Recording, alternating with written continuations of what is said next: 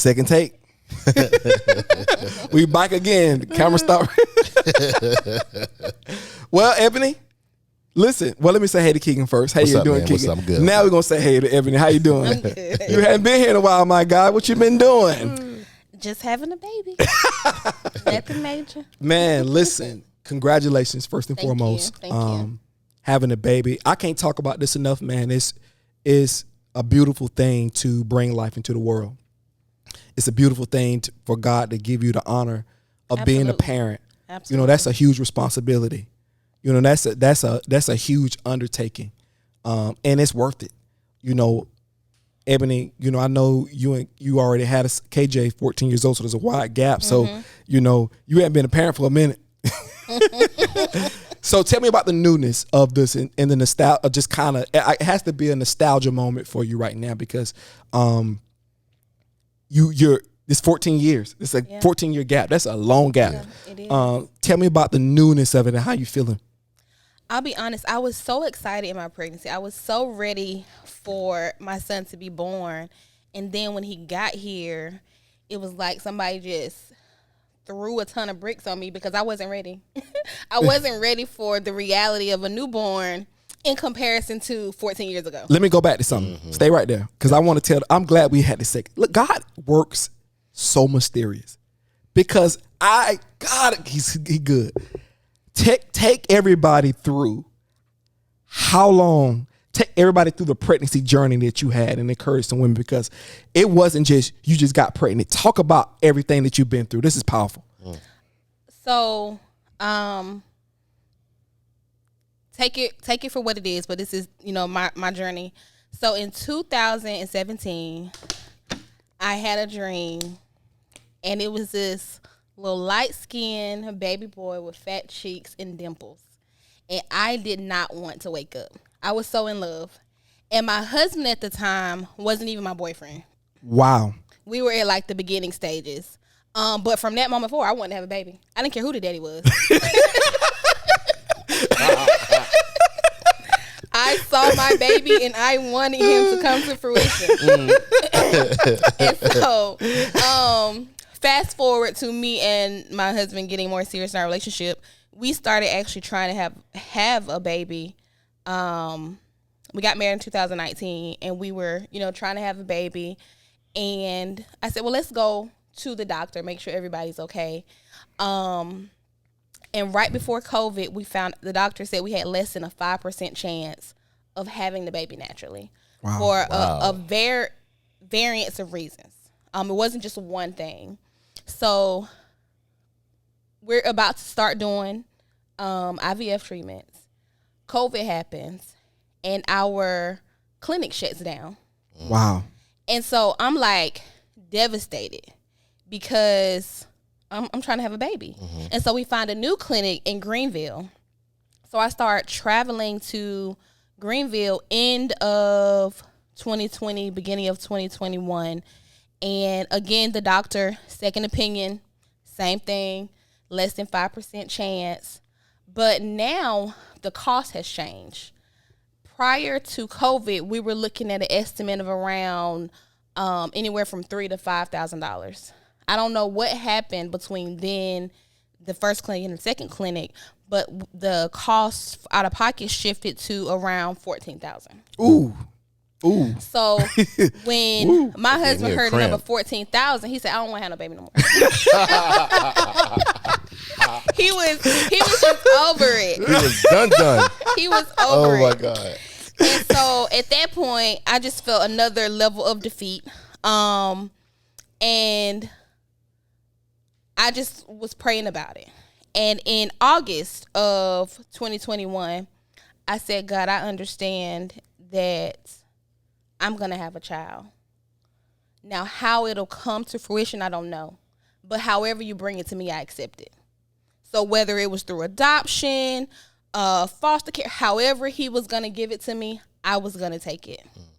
And September 30th of 2021, I woke up and just decided I was going to take a pregnancy test because I didn't feel, you know your body. I didn't feel 100%. And I woke up and I took the pregnancy test and I was pregnant. And I couldn't believe it because, like I said, all I knew was the doctor said less than 5%. 2 doctors, less than a 5% chance. And God said, girl, you got every chance because I'm God. Come on. That part. It was a hard process. Did you call me? You called me like. I called you a couple of times. Listen, bruh, I could not believe. I did not think. I thought it was, maybe IVF, and it was like you say, it was getting expensive. Then it was COVID time. You got to think about it. Prices were going up. Things were just happening in the world.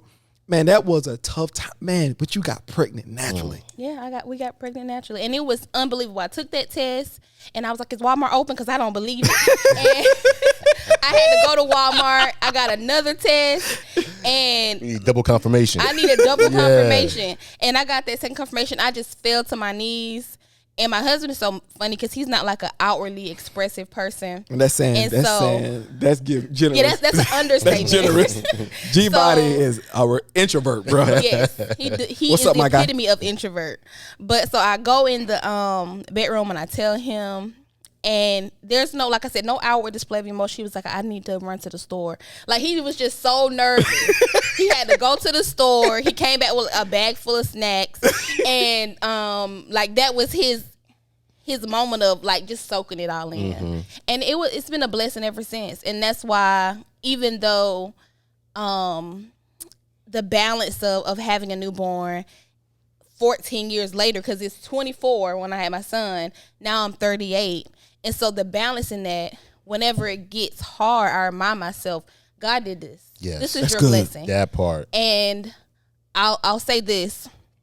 It was one point where I was feeling so, I'll say, defeated, because learning how to be a mother to a newborn again, I was feeling defeated, experiencing some postpartum depression, and the Holy Spirit said, God blessed you with something so grand. The devil is working hard for it to be a point of contention. He said, don't let it be. That's good. Yeah. That's good. That's a word. I remember, I want to go back to something you said when you were trying to get pregnant, and it brought me to something. It brought me to Abraham and Isaac. And Abraham, God wanted Abraham to give his will over to him. He was never going to kill Isaac. You were never going to have an adoption. God just needed you to say, God, whatever you going to do. And that's when he can work, because you kept trying natural things for a spiritual encounter. And let me tell you this, we're in the process of moving, and I was cleaning out my cabinets. I have every type of fertility tea, every pill, every bath soap that you can think of. I spent hundreds of dollars on fertility stuff that, ultimately it didn't work. Because by the time I actually got pregnant, I had stopped all that. I had got mentally drained with trying. And so I had stopped doing anything additional other than, just living. Yeah. And when you were defeated, when you wanted, I remember you were really down when you found out the cost, and it broke you. I can tell it because you believed so strongly that you wanted to have a baby. Like, you kept talking about it. You wouldn't stop talking about it. And when it happened, man, and that just raises the conviction more, Keegan. Yes. That's when you got to say, God, God. Yes. And that strengthens your faith. That moves you to another level in life, man. And tell me a little bit about, man, Ebony, this might be your podcast. I know we was meant to talk about something else, but I just feel like God is moving in a different direction. And tell me about this postpartum direction, because I know a lot of women deal with that. Yeah. And that's tough after you have a baby, the excitement of having a baby. But people don't have the job the mother has. Yes. I'm a big help. I'm going to be honest. But my wife is the catalyst. Yeah. She takes on the brunt when it comes to the kids. It's nothing talked about. It's nothing said. Don't get me wrong. But I'm there. But when that baby connected to you. G-Body loves that baby, but that baby is connected to you, and you feel all of it. So all of the emotions, you throwing this emotion in the pot, you throwing that emotion in the pot. You went through a miracle, literal. You transferred a human being from heaven to earth. Wow. Yeah. That's a fact. Yeah. How does now all of those emotions, it kind of forms itself into postpartum? How did that work for you? How's that working? I'll say like now I'm coming to once I recognized what was happening, it was easier to navigate. Because in the beginning, it was just, I was breastfeeding and my son was in the NICU, so he was on the NICU schedule. He was premature, right? Yeah, he came early. He was premature, and you can't have all the blessings. I just, Jesus. Jesus. I say anything. God, y'all hog everything, ain't you? Is you want everything? I'm just playing. No. But he was every 3 hours. So every 3 hours he had to be fed and everything. And so we were on that schedule. And so when you think about sleeping and waking up every 3 hours, pumping, because like I said, I was breastfeeding every 3 hours. And then 24 hours of the day, he's dependent on me. But then it didn't stop KJ from needing me. And as a mother, me feeling a natural desire to give him attention and, just give him some of what he needed from me. And so it was draining. And it was a point where I was like, I'm over this. I cannot do this. And I can honestly say I didn't think about like a specific way that I would, leave this earth or anything. But I can be honest enough to say I was like, I can't leave here because KJ needs me. I said, AJ is young enough. He won't remember me. but KJ would be devastated by me leaving this world. Yeah. And so I had to recognize that it was postpartum depression because I didn't want to admit that. I felt weak. I felt like I was stronger than being affected by postpartum depression. I should be stronger. And I didn't want to admit or call it depression. But when I did, when I was able to verbalize that and when I was able to recognize that, I was able to arm myself with the tools and the knowledge to be able to navigate that and do what I needed to do as a mother balancing this new baby. That's tough. It is. That's tough.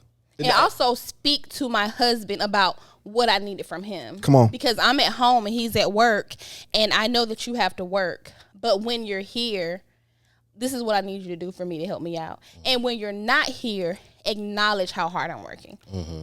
God, you still want more credit, bro. I just need acknowledgement. Yeah. I need you to recognize, babe, like? I know you're tired. I appreciate the effort that you're putting in, for our family, for the household. Yeah. That's all. Is that your love language? What I'll say about love languages for me, they change. In the seasons of my life, my love languages have changed. Because when I am in a different space in my life, I need something different. Yes. At one point in time, my love language was physical touch. I don't need nobody else touching me right now. Not nobody else. So that's not my love language. Baby will have you like that. Man, that's real, bro. No question. That's not my love language right now. Words of affirmation is. Because that's something that you can give to me and do for me from over there. Mm-hmm. And that's just a different way to love people. Because I think we're mad or human beings, so we want to touch. We think that's the way to show love. But there's so many different ways to show love. And when a woman does have a baby, it gets sticky. Yeah, it does. And Keegan, you've been there before. Yes, I have. Yes, I have. How as a man, Keegan, as a husband, when you had your children, when your wife was going through what she was going through, how were you? What's the man's perspective when he's looking at what Ebony just described? It's a chore because you're trying to figure out the best way to serve. Yes. Right? Because you can't take her space. You can't, you're the natural caregiver, right? You was being a mother 9 months before I was being the father. Absolutely. Right? So the horizon and the runway is completely different from mine. Right? So trying to figure out what was needed, and when you're going through that, the need changes. It does. It can be strange sometimes. Because when you're pregnant and then after pregnancy, your desires and your needs change. It does. And so trying to figure that out and be that person of service. But the critical thing of that I missed, not just Teresa had to tell me about, was giving her breaks. Man, listen. Giving her breaks. Because it is a 24-hour day, 7 days a week job. 65 days. Right? And you're never off the clock, especially with a premature. Right? So trying to figure out when's the best time to give her a break and make sure it's a good break. And don't give her a break and then come to her with questions. Yes. Don't give her a break and then come to her saying, hey, can we do something? No. I had a breakthrough last night. Yeah. What you just said. Mm-hmm. I had my newborn, and normally she just goes crazy with me at night. And then my wife can't get the stuff she need, get her work done. She owns a business. And I know that's frustrating to her when that happens. But last night we had a breakthrough. I finally figured out the newborn. You know, I finally kind of figured out like, okay, well, she got gas. Oh, no. That ain't it. It might be a diaper. So I'm figuring out all these things. It took me maybe she's 3 months. It took me up to 2 or 3 months to really figure out, because a baby, I asked my wife what to do. She said, we got different bodies. meaning my bond with my baby takes a lot longer. You got that natural bond already. Exactly. When she was crying at night, she wanted her mama. She wanted that heat from her mom. She didn't want that heat from me until and more and more I started having her throughout the day. The more and more she got used to my scent. She got used to who I was, the way I hold her, what she likes. I'm starting to fit. And all these things are relationships. Yeah. And mothers get that first relationship, and it's always the hardest because you're literally have to do all the work. And I don't think sometimes men and even husbands really understand the weight that a mother has on her. Yeah. And it's hard to think about it because you're a man, you're a father, you're on this side of the table, and you don't understand the 9-month runway they already had, right? So when your baby's crying, what you think is something that you're doing wrong, oh man, I can't take this, and then you have not developed the patience absolutely that a mother has. My goodness, right? So once people start crying, like, oh, I ain't doing this no more. Nah, I can't do this, right? But they know how to be patient with your child, and so me figuring out how to navigate that space so I can be an optimal servant provider for her was my biggest chore. But I had to learn through her education of me how to give her breaks, mentally and physically. However,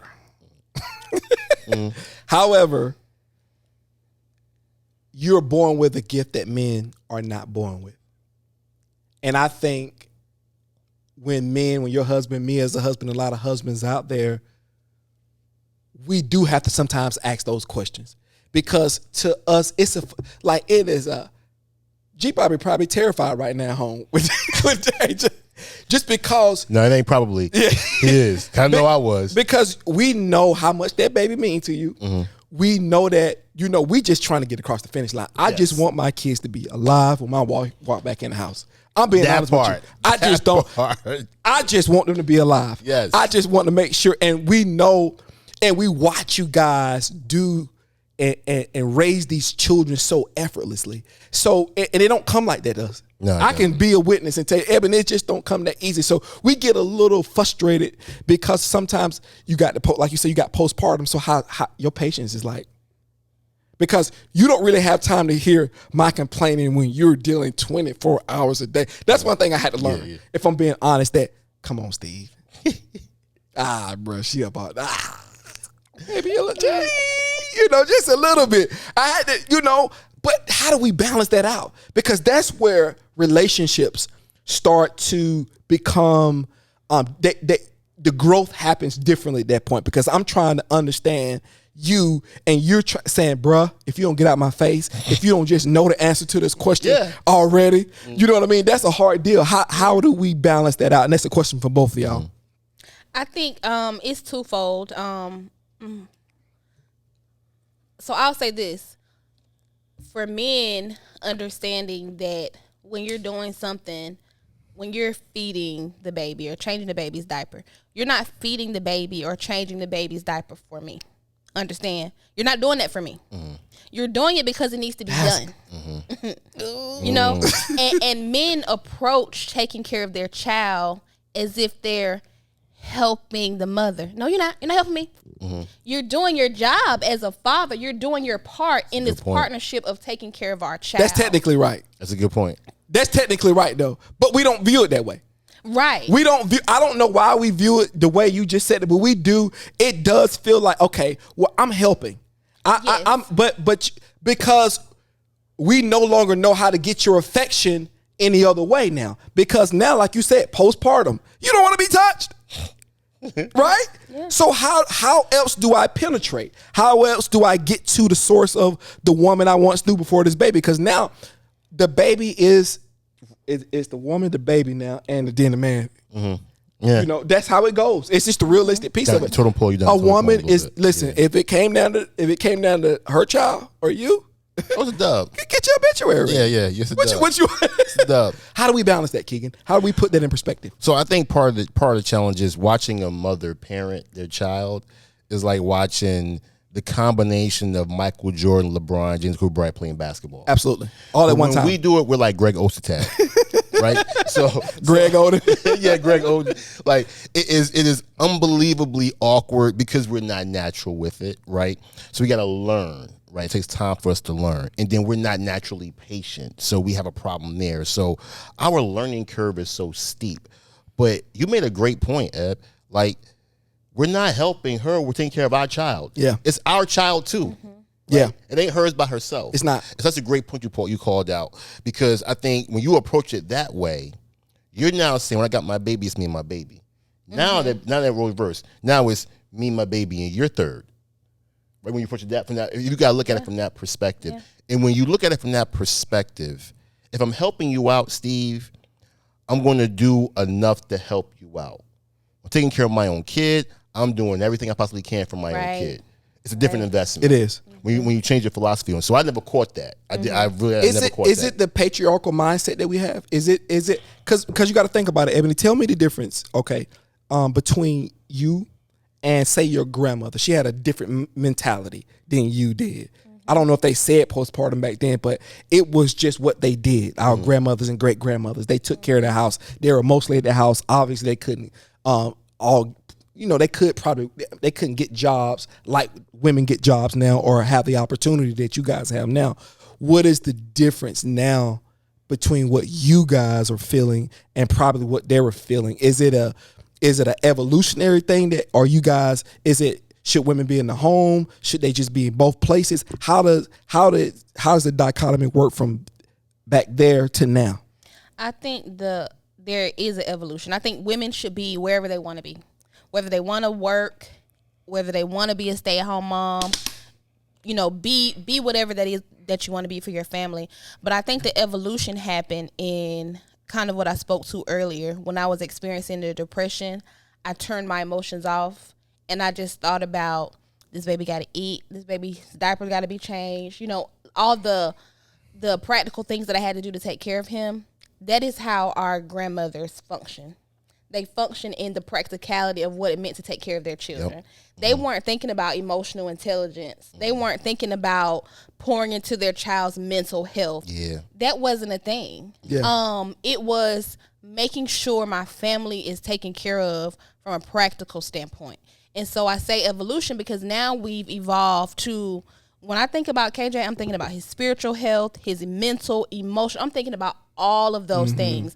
I'm trying to culminate a balance for all of those things, not just making sure he has a roof over his head, he got clothes on his back, and he got food in his stomach, because he needs more than that. And I think that has translated because children back then were seen and not heard. You don't go sit down. Yeah, you go sit down. Yeah, we all played it. Yeah, that was the role of kids in the house. That's not where, when KJ is around, and I say KJ because AJ's not old enough, he's in the room with us. He's having the conversations with us. He's a part of that. I don't want him to go sit over there in the corner at the kids' table and not have a voice or not have an opinion and just be seen and not heard. So I think there's an evolution has happened in how we parent our children as mothers. That's good. Yeah. That's really good. And I think when you think about the role of a mother, do you think society, Keegan, has devalued the role of a mother in the home and just what she provides and what she gives to the home? We talk about, you said a woman can be what she want to be, but is the home, because I think we just think the home is, you don't have the ability to go out there. And when you think about the home, Ebony, what you're doing, nobody else can do. Literally. No other woman right now can't come. She can probably take the baby, but if you just naturally had your son, you have to breastfeed him. You have to do everything comes from you. The nurturing, all the connection, all of that comes from you. And I think that's so significant. Has that been devalued in this culture? I'm not saying that's not women can't do more than that. I'm just saying specifically, have we just devalued what it means for a woman to be in the home and how special that is? Because I don't look at that as a demeaning thing. I don't look at it as less than. I think that is God and divine because only she can do it. I can't do what my wife can do with the kids. If she wasn't there, and boy, she better not die. Yeah. I'm being honest. Nigga, you gonna get up. I'm gonna get up. They gonna be eating Doritos. Resurrect. Listen. Resurrect right now. I'm evolving as a parent. We're gonna talk about it as a father. I'm evolving and starting. But it is a natural ability that y'all have, Ebony. He said we'll eat Doritos, hot dogs, and cookies. Wow. But do we value the woman in the home? Because I think that that's such a special place. Not that she has to only be in the home. I'm just saying, do we just make that like a footnote now? So I don't think we devalue it. I don't think we ever valued it. That's good. If I had the clap button. Yeah, I believe we've always valued the person that goes out into the world and brings it back, the hunter and the gatherer. I don't think society's ever valued the stay-at-home mother, which is why it was always treated a certain way, like a second-class, citizen, if you will. And that's one reason how misogyny crept in. Absolutely. Is because we never valued it. And then we see that is the most underpaid and most rewarding career in history. Absolutely. Is being a stay-at-home parent. And so I don't think we ever valued it the right way. I think right now we're learning how important it is as to what the woman gives from that perspective. But I don't think we ever valued it the right way to begin with. I think the messaging and the imaging of man being the hero and the valor and going out to get it. But what does he bring it back to? Mm-hmm. You got to think about it. Listen, I remember I bought my first house. You remember in Raleigh? Mm-hmm. And I was there by myself, but maybe a year.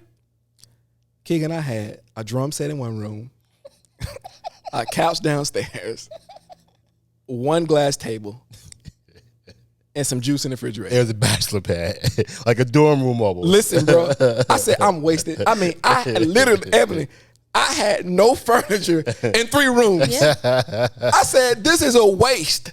But this is the first part of it. You had a house. Yeah. A woman turns into a home. Absolutely. That's what happens. And that's the part of it. It doesn't matter what it is. She creates the magic that happens in the home. And I think, even you having to deal with postpartum, and let's talk about the depression for a second. We talked about it before we got on camera. All depression isn't created equal. It's hard for us to admit when we have depression. I was in one, anxiety, dealing with some things in my life. And it was hard to admit it. Mm-hmm. I just had to say, Steve, you that rock. Mm-hmm. Because you want to conquer. Yeah. You want to be the person that people look at and aspire to. God has given you an extraordinary gift. You can't be depressed. Nothing can't be wrong with you. Mm-hmm. And then Keegan, we talk about opinions. Living under the consequences of other people's opinions will kill you. It will. It will kill you. And that's what it was. I wonder what they're going to say. Yeah. Yeah. I wonder what he'll think of me if I'm not my best self. Mm-hmm. Because go back to your story, Ebony. You had to be completely broken. Meaning he had to be strong in your weakness. Mm-hmm. Yes. And I just did not want to accept the fact that I was there. And once you admit, when you're dealing with depression, when you're dealing with anxiety, when you're dealing with anything that affects your mental health, you gotta say it's happening. Mm-hmm. You got to admit that it's happening. If you do not admit it's happening, you're gonna keep just ignoring it. It'll manifest. It will. It will metastasize. Oh my God. And it will spread. Because when I went through my bout, I didn't catch it and it became anxiety attacks. And that's when I realized, okay, I got to address this, because if I don't, something's going to happen to me. It's going to be much worse. So you know, I was lucky because I caught it in a time where I can actually take care of it therapeutically, you know. But if I would have caught it earlier, I probably never had an attack, you know, if you will. But I had a couple of anxiety attacks, and I was like, whoa, there's something going on with me. I got to get this worked on, no matter how it looks, you know. And so, yeah, if you don't address it, it will manifest. It will metastasize, and it will spread into other parts of your life. And also, too, we talk about they're all not the same. I have a cousin who went through it, and she was bedridden. Yeah, she was bedridden. Yeah, my aunt had that. Yeah, physically, she just could not get out the bed. Yes, sir. You know, and if it wasn't for, you know, aunties being around to take care of that baby, it would have been a problem. People go into dark depressions. Yeah, but for about 3 months, she was in the bed. I think sometimes we think that's what it looks like, and that's the That's only good. thing. That's it looks good. Like. That's good. Yeah, exactly. Yeah. We're Exactly. scared of that image. Yeah. We're scared to be like, oh, he's something wrong with him. Yeah. They going to the third floor. Listen, Yeah. you call a black person crazy if you want to. Yeah. Nigga, we kept our crazy uncles around for that reason. Because think about how much, over 417 years of chattel slavery. You don't think you have some mental health problems? Absolutely. He has a lot of unresolved trauma. Man, listen, we got, even the best of us suffer with postpartum. I think a lot of black people do have, not postpartum, but what you call it, post-traumatic stress. Oh, yeah, PTSD. I think we do. I think a lot of us do, because you got to think about it. Passed down from year to year, unresolved.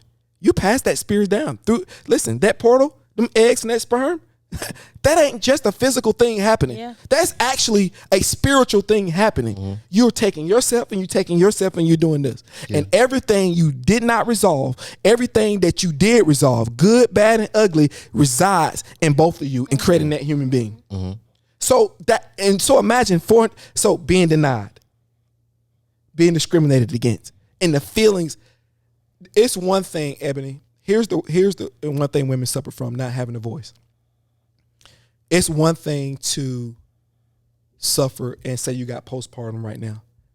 Imagine when the women back in the days, like I talked about it, when they had postpartum, when their husbands was beating on them, when the world didn't even see them as people, when all they were the help. Could you just now imagine, you know, how they felt? And they didn't get to come out on the microphone and say I had postpartum and try to get all the credit from God. I'm just kidding.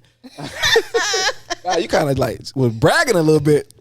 I ain't really like that. Like You I were was like, something God, you else. kind of trying to play God a little bit. I'm just No. nah, but go ahead. I mean, exactly what you just said. When we talk about the evolution of motherhood and parenting, when mothers function, you know, out of practicality, it wasn't because they didn't want to care about their children's emotional and mental health. It was their pathology. You know, they did it out of necessity. They did it out of what they were born into. And a lot of times you will hear, and this just aggravates my spirit, you'll hear people, you know, blaming their parents for some of the traumas they experience now. And I never blame my parents for anything. They may be the reason. That's good. But I don't place the blame because they were just functioning out of What somebody else gave them. Yeah. Yeah. They were everybody other than Adam and Eve. That's what we blame. That's why we say they was a fall of man. We blame Adam and Eve.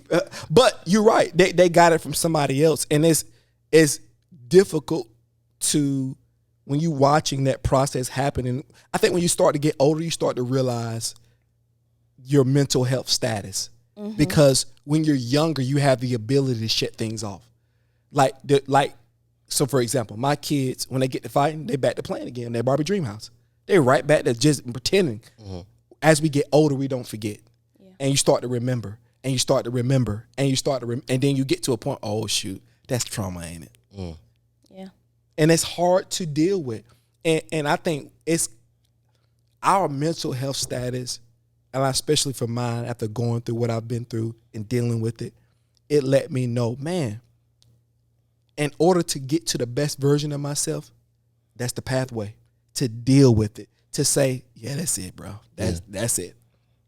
Because that's the only thing that can stop you. If you determined to go do something in life, if you determined to be the best version of yourself, whenever I ask God that, I said, God, I don't want to be careless no more. God, I don't want to just skip over. I want to be right. I gotta be right because I got kids. We're talking about kids, right? And a part of you teaching him about having spiritual health and mental health and financial health, you gotta be there too. Question. No more do as I say, not as I do. Right. Them days are. First of all, KJ ain't taking that. Cole and Kira ain't taking that.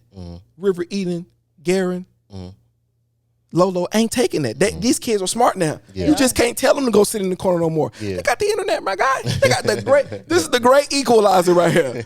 You know, and that's a us being like that and being able, Keegan, to, you know, talk about our issues proudly because God gave you this gift. It's a gift. That was a gift to me. That wasn't no burden for me. God trusted me with that. Because he knew, and he still trusted me. Listen, he still trusts me with it, my boy, because I'm still dealing with it. But even though the issue's not resolved, I can still see up, Keegan. Yeah. How do we begin to look forward, Keegan?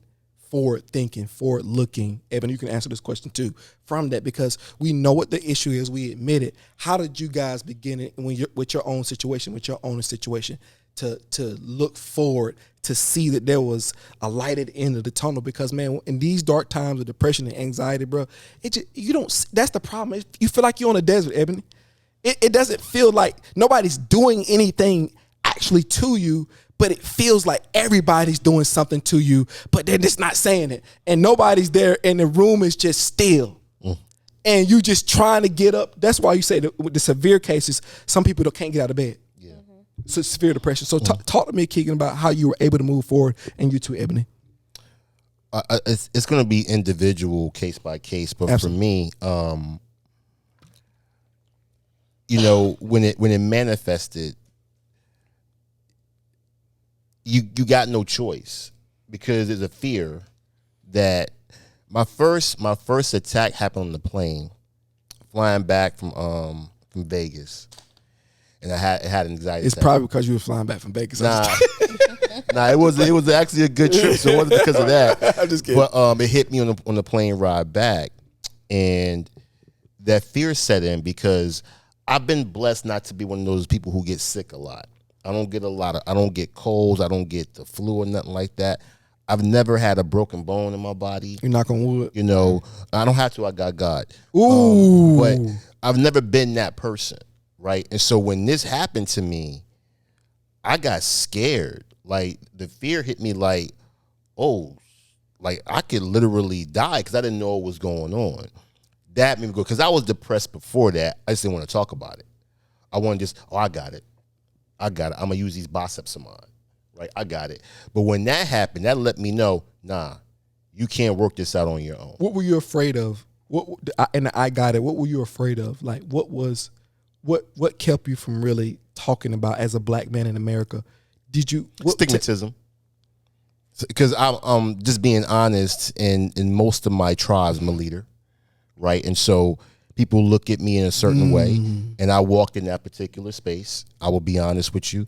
There's a pride there. There's an ego there. I'll be honest with you about that. But I also took on the responsibility of being that for my people who I actually help out in that regard. And so talking about depression, I'm like, I don't know if I can do that. So I wanted to own it. And I also felt like I could handle it. That was the misstep on my part. Is like, nah, bro, you can't handle everything. Mm-hmm. So when it started to manifest and I had that panic attack, I say anxiety attack, it feels like a heart attack just without the pain. And I said, oh no, nah. And like you said earlier, when it comes to your emotional and mental health, no one else matters. No. I don't care. At that point, I don't care what nobody says. I don't care what friends say, family say, wife say, kids say. I don't care. I got to get this worked out because I can lose my life. Mm-hmm. You can. Right?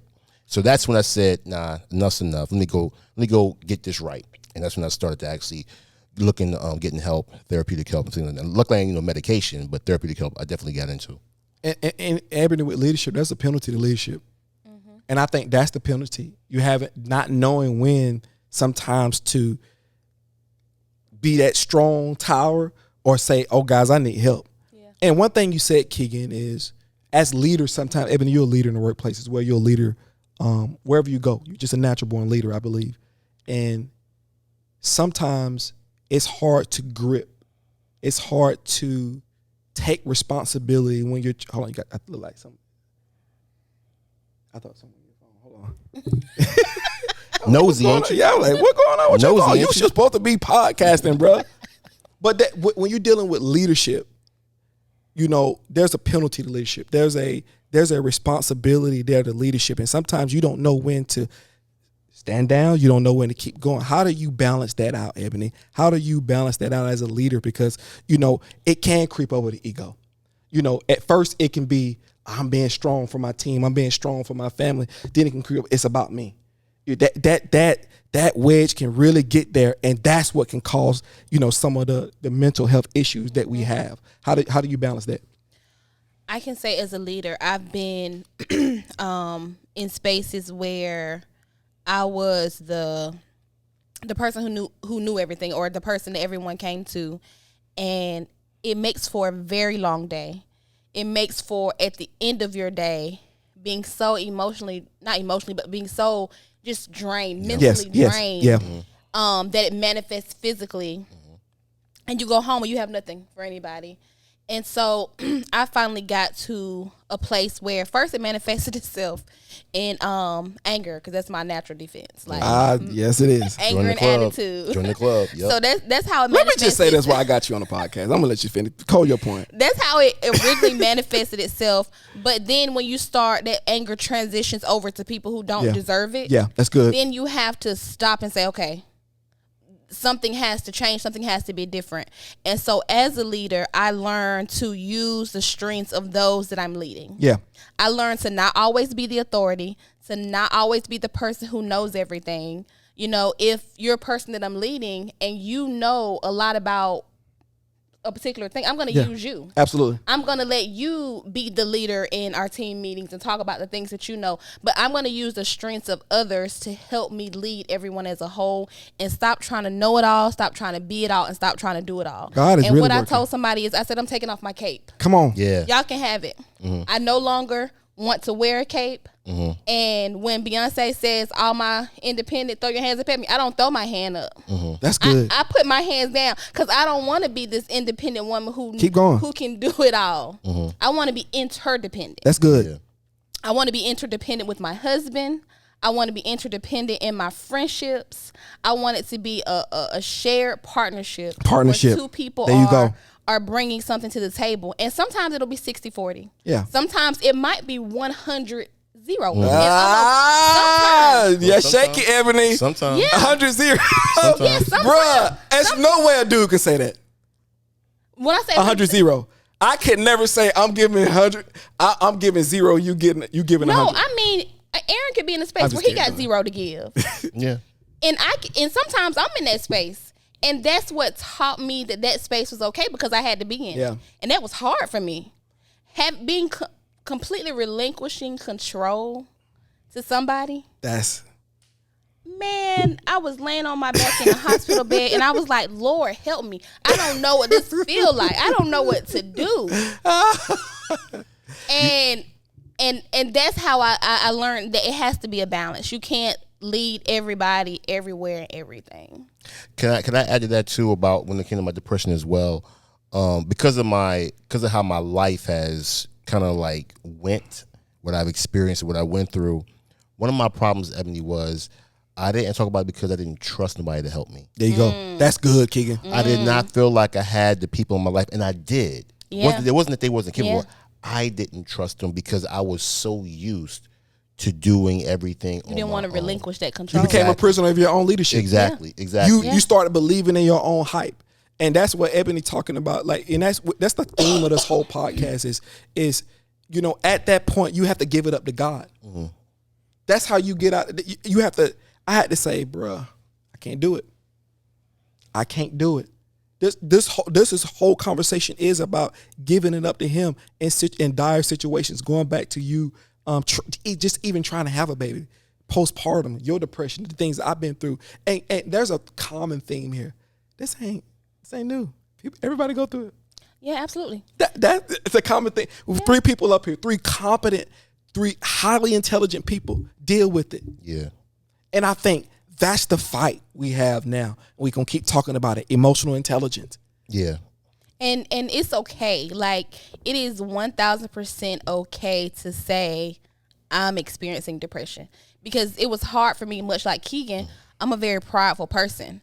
I'm bigger than this. Yeah. Like, I shouldn't be depressed. That's what they experience. I don't experience yeah, but that's real. ego though. No, and that's real. ego. And I think that ego death is necessary. I think this is my depression, and I heard somebody say this was deep rest. And it was my journey to say, stop, it's over. Give it up. Go ahead, Keegan. One thing I'll add to that is, or what Ebony was saying was, it is ego, but it's not narcissistic ego. No, there's different levels to ego. Because sometimes for me, my life was, I did everything pretty much on my own because of what happened to me in my life. Now, I had people who was in some parts of my life helping me do certain things, but for the most part, I internalized everything. So that was my default. Keegan, do it yourself, because you can't trust somebody else to help you with it.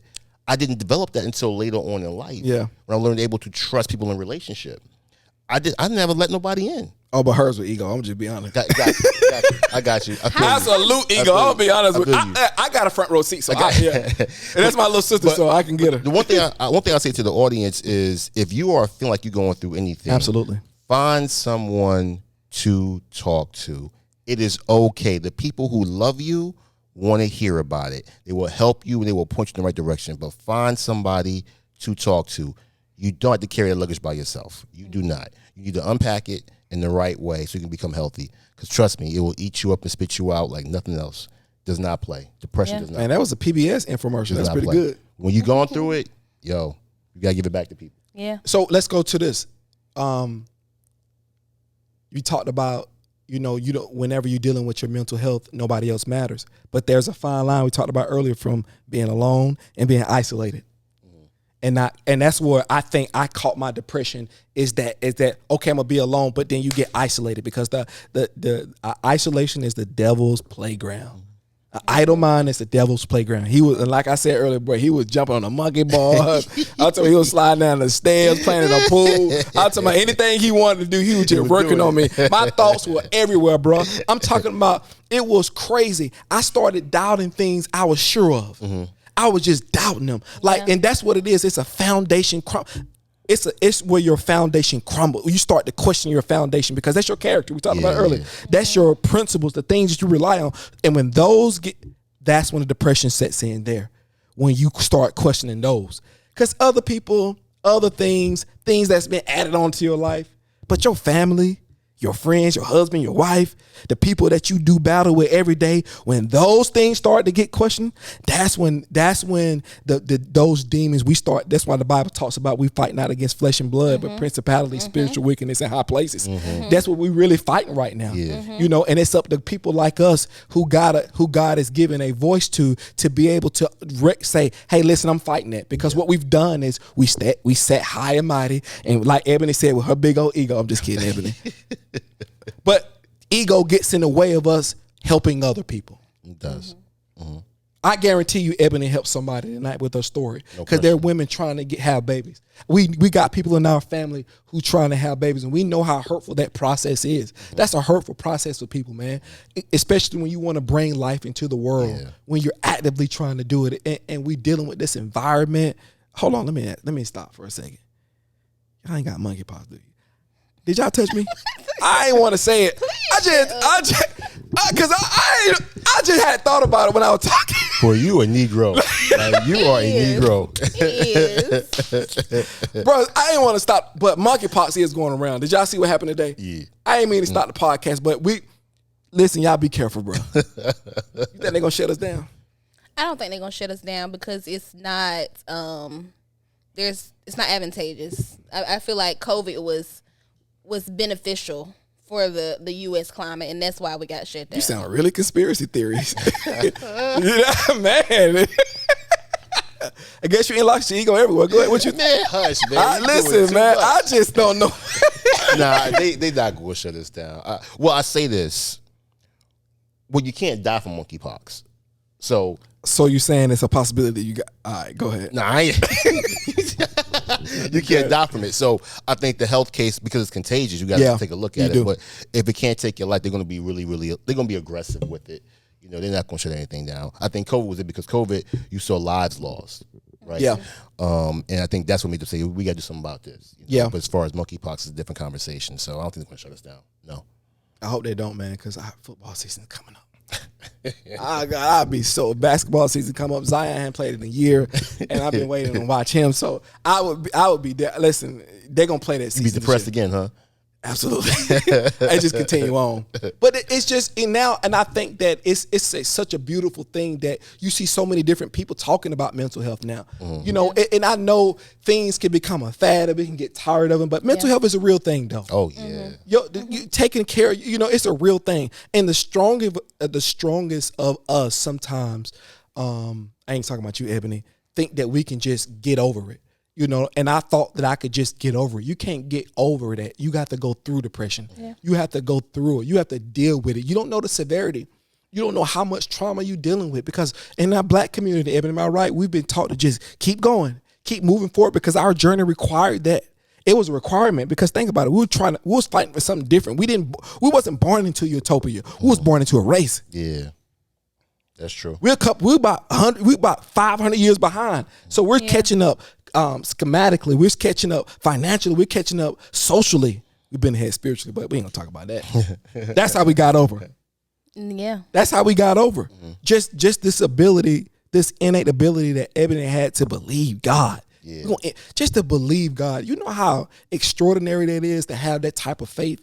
When somebody say 5%, you got to think about it. Ebony has no training in the medical field. Ebony has no, like when they said that to her, there was no reason for Ebony not to believe the doctor. Mm-hmm. He don't know Ebony. Yeah. He had no grind to ask with you, Ebony. Mm-hmm. 5%.